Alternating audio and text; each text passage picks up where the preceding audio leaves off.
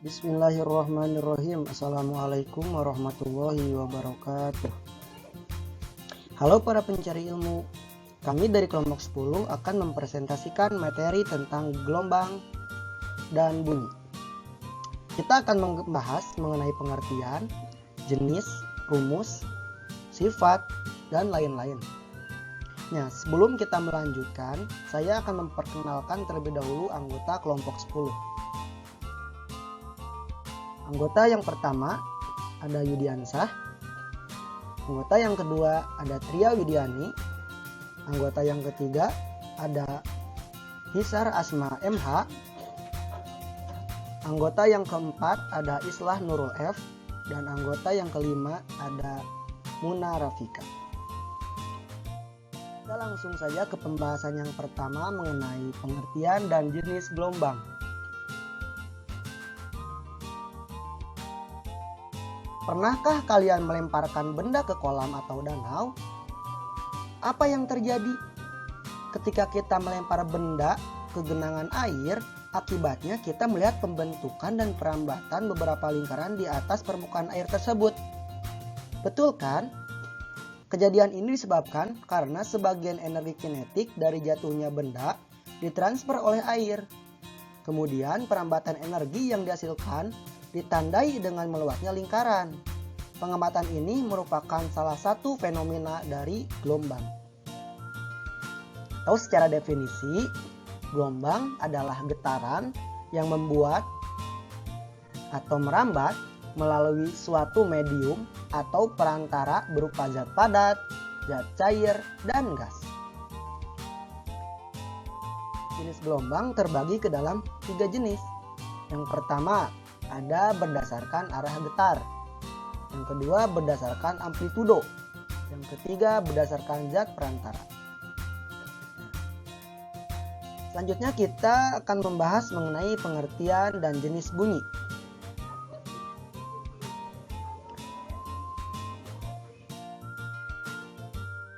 Bunyi itu apa sih? Bunyi adalah jenis gelombang longitudinal yang arah rambatannya sama dengan arah getarnya. Bunyi dapat terdengar apabila terdapat sumber bunyi, adanya medium dan indera pendengar. Bunyi juga dapat diartikan sebagai sesuatu yang dihasilkan dari benda yang bergetar. Benda yang menghasilkan sesuatu bunyi tersebut dinamakan sumber bunyi. Nah, sumber bunyi yang bergetar tersebut akan menggetarkan molekul-molekul udara yang berada di sekitarnya. Dengan hal tersebut, syarat terjadinya bunyi adalah adanya benda yang bergetar.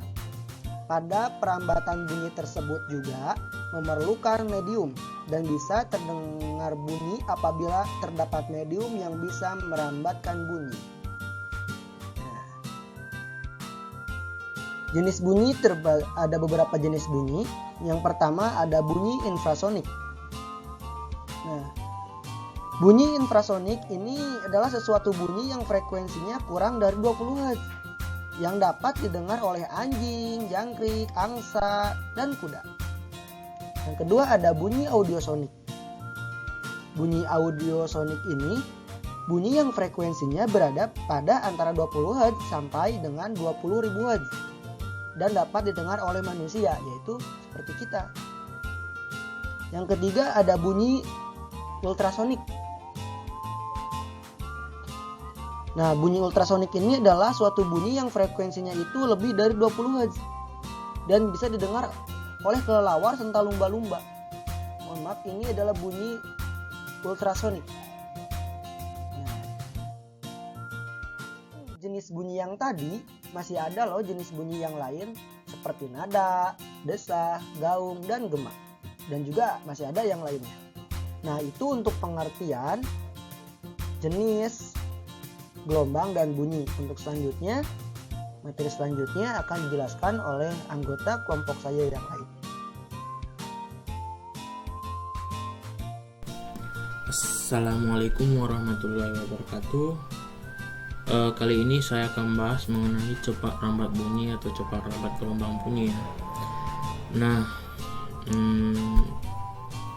untuk rumus cepat rambat bunyi yaitu V sama dengan S per T, yaitu seperti yang kita ketahui V itu satuannya meter per second, berarti jarak per waktu.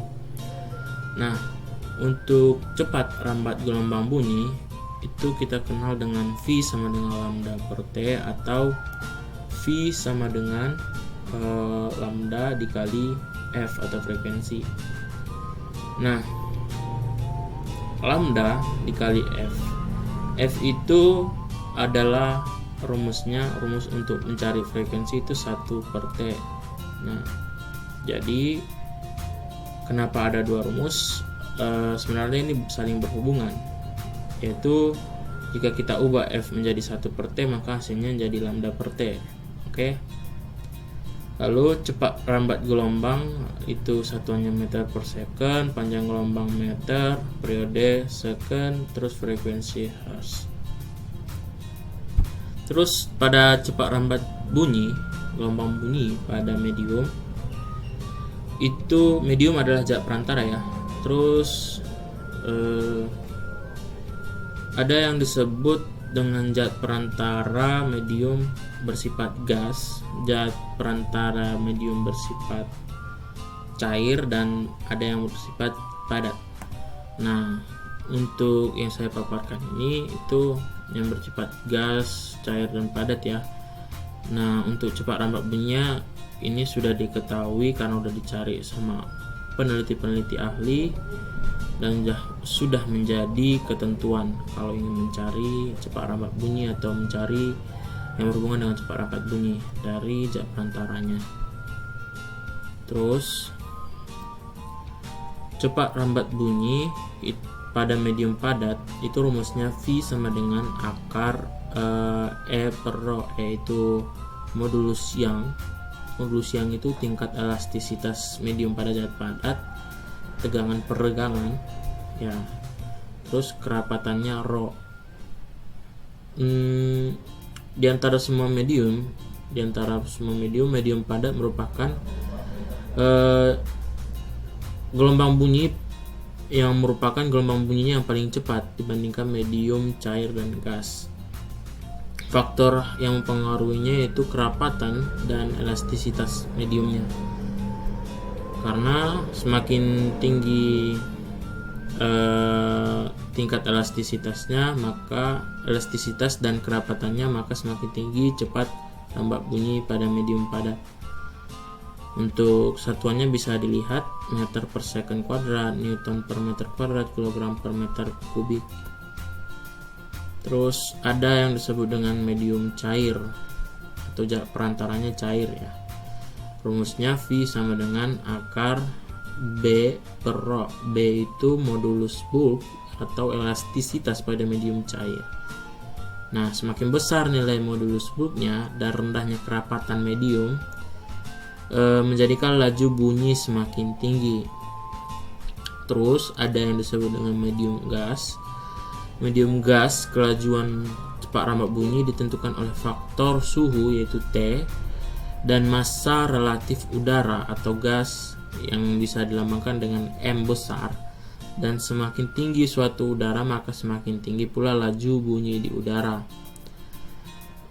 Hal sebaliknya terjadi jika massa relatifnya kecil maka laju bunyi semakin tinggi. Untuk rumusnya itu V sama dengan akar gamma itu konstanta Laplace ya, kita misalkan dengan gamma dikali R konstanta gas umum, dan untuk konstanta gas umum biasanya 8,314 Joule per mol Kelvin dikali terus R dikali T per M. T itu suhu, M itu massa molekul relatif gas. Oke. Kita lanjut ke contoh soal.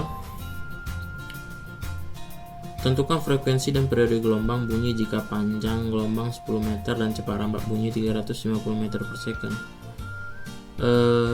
Untuk V itu kita ketahui V sama dengan 350 meter per second dan lambda 10 meter. Maka kita langsung masukkan aja ke rumus V sama dengan lambda dikali frekuensi. Frekuensi berarti sama dengan V per lambda. Maka F sama dengan 35 Hz. 350 bagi 10, 35 Hz. Oke. Lalu V itu sama dengan lambda per T. Untuk mencari T-nya berarti lambda per V. T sama dengan 10 per 350 sama dengan 1 per 35 second. Oke, lanjut. Contoh nomor 2, sebuah tali ujungnya terikat dan ujung lainnya digetarkan, seperti yang ditampilkan pada gambar berikut. Tali ujungnya terikat pada dinding, terus ujung lainnya digetarkan, berarti asalnya dari sini. Nah, kita misalkan dari sini. Bila periode gelombang adalah 0,2 second, berarti T sama dengan 0,2 second, maka cepat rambat gelombang tali tersebut adalah. Nah, untuk mencari lambdanya itu kita lihat dari panjang gelombang. Panjang gelombangnya berapa? Bukan panjang tali ya. Panjang tali itu dari 0 ke 12 berarti 12 meter panjang tali. Nah, untuk panjang gelombang kita lihat dari gelombangnya. Gelombangnya ada berapa? Gelombang itu terdiri dari satu lembah dan satu bukit. Sekarang ada dua lembah dan satu bukit. Nah, berarti gelombangnya ada 1,5, berarti 3/2 ya. 3/2 berarti 12 dibagi 3/2. 12 bagi 3/2 hasilnya 8 meter. Terus untuk mencari V atau kecepatan rambat bunyi itu sama dengan lambda per T. V sama dengan 8 per 0,2 sama dengan 40 meter per second. Oke, kita lanjut. Sebuah batang logam sepanjang 60 cm ya, berarti mediumnya bersifat padat logam ya.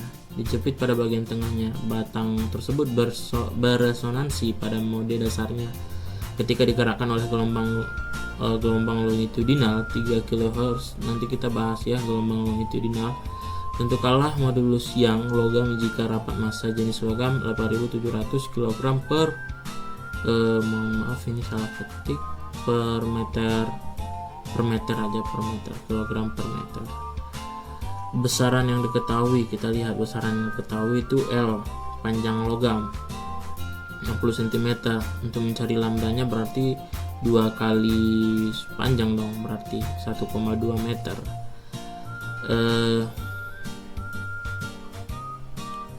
Ya betul, 2 kali L nya ini 60 cm, 60 cm dibalai ke meter, terus dikali 2 1,2 meter. Terus rho itu sama dengan 8700 kg per meter.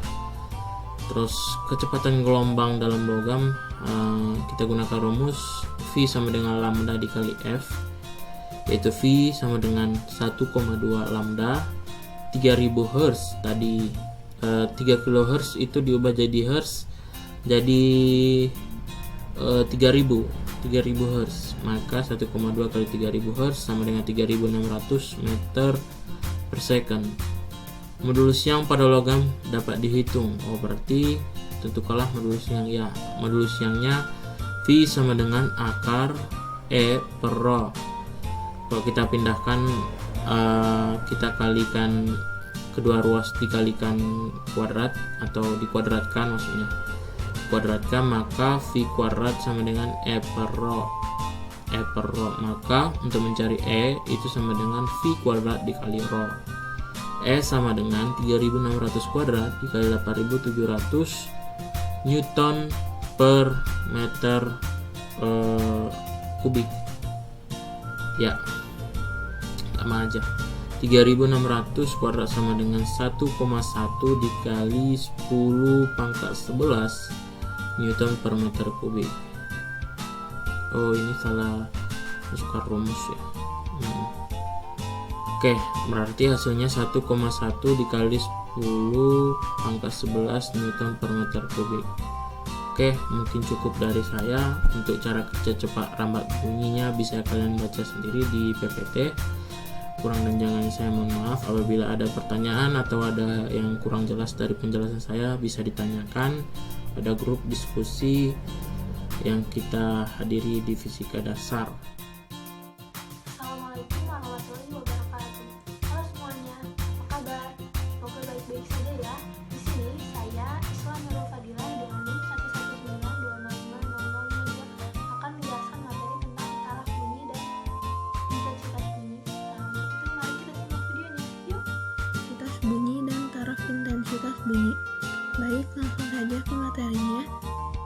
Yang pertama, intensitas bunyi atau dilambangkan dengan I, yaitu energi gelombang bunyi yang menembus permukaan bidang tiap satu satuan luas tiap detiknya. Pada dasarnya, gelombang bunyi adalah rambatan energi yang berasal dari sumber bunyi yang merambat ke segala arah, sehingga muka gelombangnya berbentuk bola seperti gambar di samping. Nah, apabila suatu sumber bunyi mempunyai daya sebesar P watt, maka besar intensitas di suatu tempat yang berjarak R, ini R-nya, dari sumber bunyi dapat dinyatakan dengan I sama dengan P per A, dengan P adalah daya dan A luas. Nah, kita tahu bahwa luas di sini merupakan luas permukaan dari bola. Kita ubah luasnya menjadi rumus luas permukaan bola, yaitu 4πr². I merupakan intensitas bunyi dengan satuan W per M kuadrat, P merupakan daya dengan satuan watt, dan A merupakan luas penampang dengan satuan meter kuadrat, dan R jarak tempat atau sebuah titik dari sumber bunyi dengan satuan meter. Selanjutnya, intensitas bunyi, yaitu I berbanding terbalik dengan kuadrat radius dari sumber bunyi. Maka perbandingan intensitas bunyi di titik A pada radius RA dan intensitas bunyi di titik B pada radius RB dari sumber bunyi yang sama adalah IA per IB sama dengan, rumusnya dimasukkan, lalu P-nya dicoret dan 4P-nya karena sama juga dicoret, menghasilkan IA per IB sama dengan RB kuadrat per RA kuadrat. Selanjutnya, taraf intensitas bunyi atau bisa dilambangkan dengan TI, yaitu tingkat kebisingan suatu bunyi pada pendengaran manusia. Nah, taraf intensitas bunyi dalam fisika merupakan logaritma yang membandingkan antara intensitas bunyi terhadap dengan intensitas ambang, sehingga taraf intensitas bunyi dapat dirumuskan secara matematis, ialah seperti di bawah ini, yaitu TI sama dengan 10 log I per I0. TI merupakan taraf intensitas bunyi dengan satuan desibel, lalu I merupakan intensitas bunyi dengan satuan watt per meter kuadrat, dan I0 merupakan intensitas ambang pendengaran manusia yang mempunyai nilai 10⁻12 per meter kuadrat. Selanjutnya, taraf intensitas dari N buah sumber bunyi yang identik. Nah, jika sebanyak N buah sumber bunyi identik atau mempunyai intensitas bunyi yang sama yang dibunyikan bersamaan, maka besar taraf intensitas totalnya dirumuskan TIN sama dengan TI1 ditambah 10 log N. Dengan TIN yang merupakan taraf intensitas N dengan satuan desibel, TI1 yaitu taraf intensitas 1 dengan satuan desibel, dan dengan N yaitu jumlah sumber bunyi. Selanjutnya, taraf intensitas bunyi dengan perbandingan taraf intensitas pada jarak yang berbeda, seperti gambar di samping, yaitu ada jarak 1 atau R1 dan jarak 2 atau R2. Nah, jika sebuah sumber bunyi didengar pada dua buah titik jarak yang berbeda tersebut, maka perbandingan intensitas rumusnya adalah TI sama dengan TI2 sama dengan TI1 ditambah 10 log R1 per R2 dikuadratkan, atau TI2 sama dengan TI1 dikurangi 10 log R2 per R1 dikuadratkan. Nah, atau bisa ditulis dengan TI2 sama dengan TI1 ditambah 20 log R1 per R2. Dengan logaritma 2 ini kita kebawahkan menjadi 20. Sama halnya dengan TI2 sama dengan TI1 dikurangi 20 log R2 per R1. Selanjutnya contoh soal. Sebuah sumber bunyi mengirim bunyi dengan daya keluaran 0,16 pi watt. Anggap muka gelombang bunyi berbentuk bola. Tentukan A. Intensitas bunyi pada jarak 2 meter dari sumber, dan B. Taraf intensitas bunyi pada jarak 2 meter dari sumber dengan I0 sama dengan 10⁻⁻12 watt per meter kuadrat. Pembahasan. Yang pertama, diketahui dayanya yaitu 0,16 pi watt. Lalu I0 nya sama dengan 10⁻12 watt per meter kuadrat. Yang ditanya A yaitu I pada R 2 meter dan B TI pada R 2 meter. Yang A, kita gunakan rumus I sama dengan P per A, yaitu P sama dengan P per 4 pi R kuadrat. Nah, kita masukkan P nya 0,16 pi per, ini kita tuliskan kembali dengan R diganti dengan jarak yaitu 2, menghasilkan I sama dengan 0,01 watt per meter kuadrat. Yang B, TI pada R sama dengan 2 meter. Kita gunakan rumus TI sama dengan 10 log I per I0.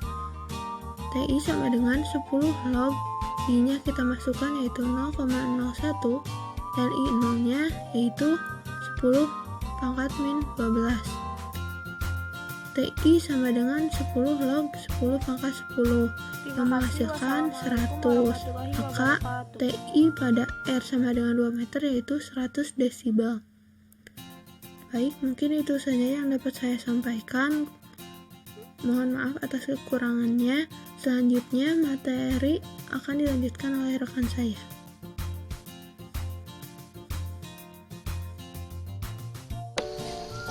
Assalamualaikum warahmatullahi wabarakatuh. Perkenalkan, nama saya Muna Rafika, NIM 11920500067. Di sini saya akan melanjutkan pembahasan mengenai gelombang dan bunyi, yaitu sifat-sifat gelombang dan bunyi. Langsung saja, yang pertama yaitu refleksi atau pemantulan.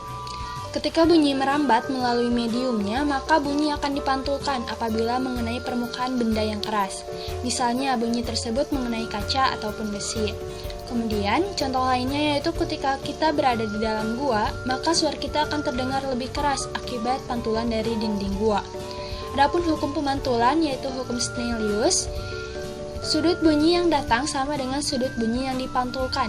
Misalnya, bunyi datang 60 derajat dari arah kiri, maka akan terpantulkan pada arah kanan sebesar 60 derajat juga. Kemudian, arah datang, arah pantul, dan garis normal bunyi di antara keduanya berada dalam satu bidang yang sama. Nah, di sini terdapat sebuah gambar ilustrasi dari pemantulan bunyi. Sesuai dengan hukum Snellius ya. Situ ada bidang pantul, kemudian arah gelombang datang, arah gelombang pantul, dan garis normal berada pada satu bidang yang sama. Selanjutnya, jenis-jenis bunyi pantul. Yang pertama ada gaung. Gaung adalah kumpulan suara yang dipantulkan sebelum suara asli selesai diucapkan dalam suatu ruangan kecil. Nah, biasanya suara itu hampir bersamaan dengan bunyi aslinya. Contohnya, ketika berteriak di ruangan yang sempit. Yang kedua yaitu ada gema. Gema adalah kumpulan suara pantulan yang terdengar sama dengan suara asli, namun mengalami peluruhan. Biasanya terjadi di ruangan besar yang tertutup. Contohnya, berteriak menghadap tebing atau ketika kita berteriak di dalam gua. Yang ketiga yaitu bunyi pantul yang menguatkan sumber aslinya, kebalikan dari gaung ya. Bunyi ini membuat bunyi asli terdengar semakin keras dan jelas.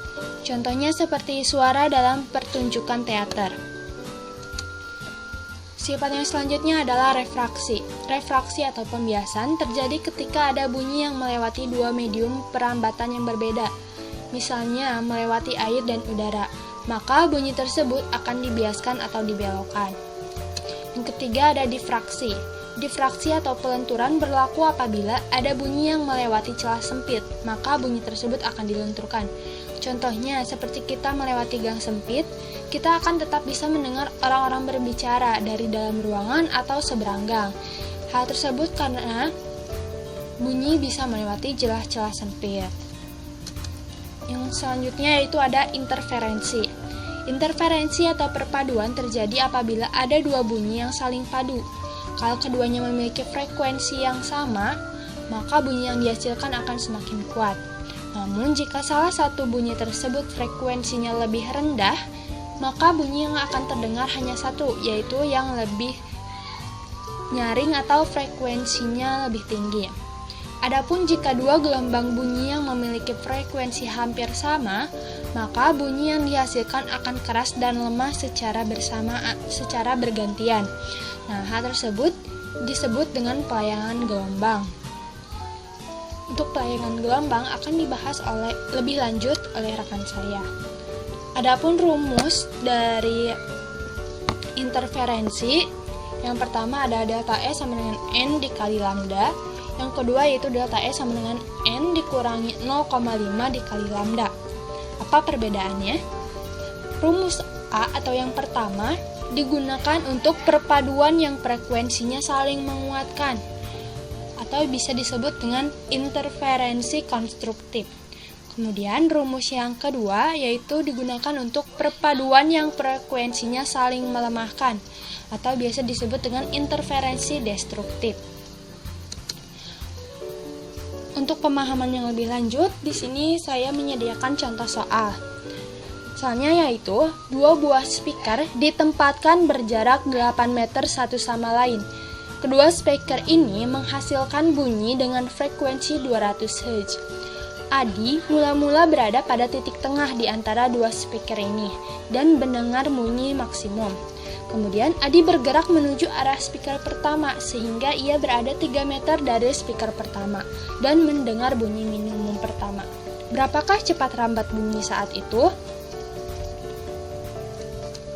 Maka rumus yang digunakan yaitu interferensi yang kedua, yaitu delta S sama dengan N dikurangi 0,5 atau setengah dikali lambda.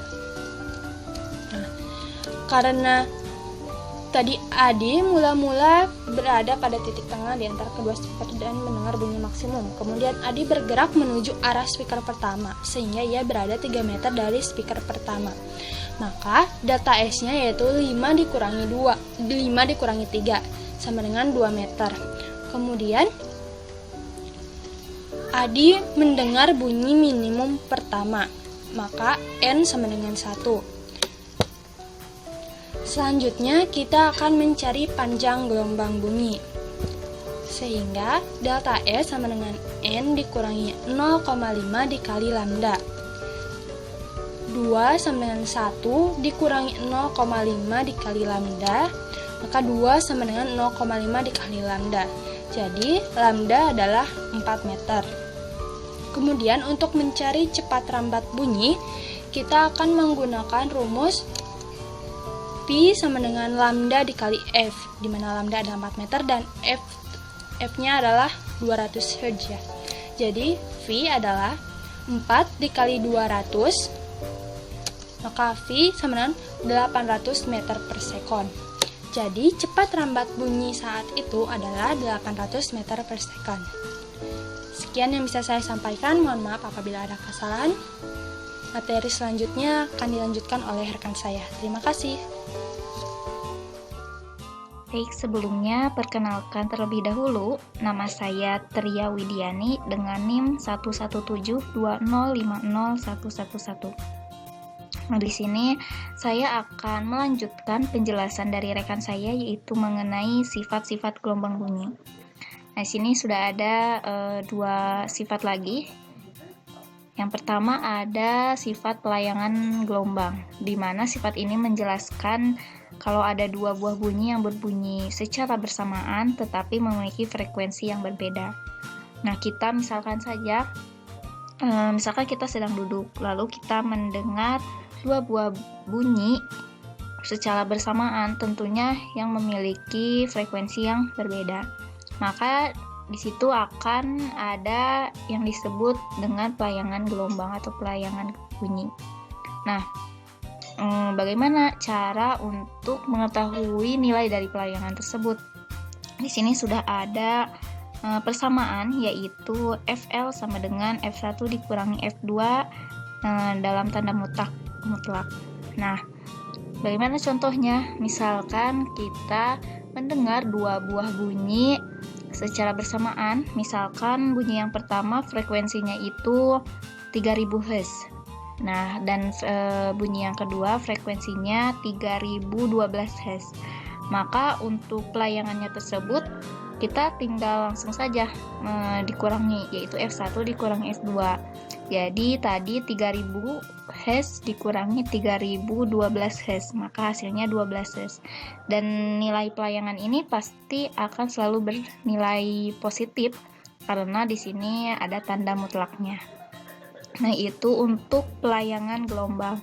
Nah, selanjutnya untuk sifat yang berikutnya yaitu adalah yang disebut dengan efek Doppler, di mana sifat ini menjelaskan jika ada sumber bunyi yang menjauhi atau mendekati pendengar, maka frekuensi yang didengar oleh si pendengar juga akan naik turun. Artinya di sini ada perubahan frekuensi. Nah, bagaimana untuk ilustrasinya? Supaya lebih jelas kita lihat dulu di sini. Untuk ilustrasinya, misalkan kita sedang berdiri di pinggir jalan, tiba-tiba mendengar suara sirine ambulan dari kejauhan. Nah, ketika ambulan tersebut berjalan menjauh, maka suara sirine yang kita dengar juga tentunya akan lebih rendah atau semakin pelan ya. Nah, itu untuk secara ilustrasinya, secara lebih rincinya. Nah, untuk efek Doppler sendiri di sini ada suatu persamaan, di mana persamaannya yaitu Fp sama dengan V plus minus Vp dibagi V plus minus Vs dikali Fs. Di mana untuk Fp sendiri yaitu frekuensi yang didengar oleh pendengar, atau biar lebih mudahnya Fp frekuensi pendengar. Satuannya yaitu Hz, dan Fs frekuensi sumber bunyi, satuannya Hz. Lalu sini ada V, yaitu kecepatan rampat bunyi di udara, satuannya meter per sekon. Lalu ada Vp atau kecepatan pendengar, yaitu dengan satuannya yaitu m atau meter per sekon. Lalu Vs kecepatan sumber bunyi sama satuannya meter per sekon. Nah, di sini kan ada tandanya tuh plus minus ya. Nah, bagaimana kita mengetahui di sini nanti akan ada ditambah atau dikurangi? Nah, di sini ada catatannya ya. Untuk Vp bernilai positif jika pendengar mendekati sumber bunyi. Nah, misalkan jika positif, maka pendengar mendekati sumber bunyi. Artinya misalkan kita mendekati sebuah ambulan yang sedang sirinenya sedang itu ya. Jadi kita di sini mendekati sumber bunyinya, maka Vp-nya bernilai positif, dan akan bernilai negatif jika pendengar menjauhi sumber bunyi. Artinya karena kita misalkan ada sebuah ambulan dengan sirinenya berbunyi, lalu kita menjauhi sumber bunyi itu, maka nanti tandanya akan negatif. Dan akan bernilai 0 kalau pendengarnya diam. Nah, kalau untuk Vs itu kebalikannya. Di sini akan bernilai positif jika sumber bunyinya menjauhi. Karena ini mendekati, kita tinggal ganti saja bernilai positif jika karena Vs sumber bunyinya menjauhi pendengar, dan akan bernilai negatif jika sumber bunyi mendekati pendengar. Dan juga pasti akan bernilai 0 jika sumber bunyinya diam. Nah, itu untuk catatannya harus selalu diingat karena nanti akan berpengaruh terhadap nilai dari Vp itu sendiri. Nah, kita langsung saja ke contoh soal. Nah, contoh soal dari efek Doppler. Di sini kita ada sebuah soal. Sebuah kereta api bergerak dengan kecepatan 72 km per jam mendekati stasiun. Sambil membunyikan peluit yang berfrekuensi 940 Hz dan kecepatan bunyi di udara yaitu 340 meter per sekon. Pertanyaannya, bunyi yang didengar oleh orang yang berada di stasiun berfrekuensi Nah, untuk menyelesaikan soal di atas, kita pertama identifikasi dahulu yang diketahuinya apa saja, yaitu VS atau kecepatan sumber bunyi. Nah, di sini kan kecepatan kereta apinya 72 ya, 72 km per jam. Kita rubah dulu ke meter per sekon karena biar sama dengan kecepatan bunyi di udara, yaitu 340 meter per sekon ya satuannya. Jadi 72 km per jam itu sama dengan 20 meter per sekon. Nah, karena sumber bunyinya mendekati pendengar, maka nanti akan bernilai negatif di sini. Lalu VP atau kecepatan pendengaran, yaitu 0 meter per sekon. Mengapa? Karena pendengarnya kan diam. Jadi ada orang penumpang misalnya yang diam di stasiun kereta api, jadi kan kecepatannya pasti 0. Lalu Fs atau frekuensi sumber bunyinya 940 Hz dan kecepatan bunyi di udara yaitu 340 meter per sekon. Nah, yang ditanyakannya itu kan frekuensi pendengar. Nah, langsung saja untuk menjawab kita masukkan ke rumus dari efek Doppler. Fp sama dengan V dikurangi tadi ya, karena sumber bunyi mendekati maka dikurangi V dikurangi VP dibagi V dikurangi Vs dikali Fs. Kita langsung masukkan saja ke persamaannya, 340 dikurangi 0 dibagi 340 dikurangi 20 dikali 940, maka hasilnya 998,75 Hz. Jadi frekuensi bunyi yang didengar oleh orang yang berada di stasiun adalah 998,75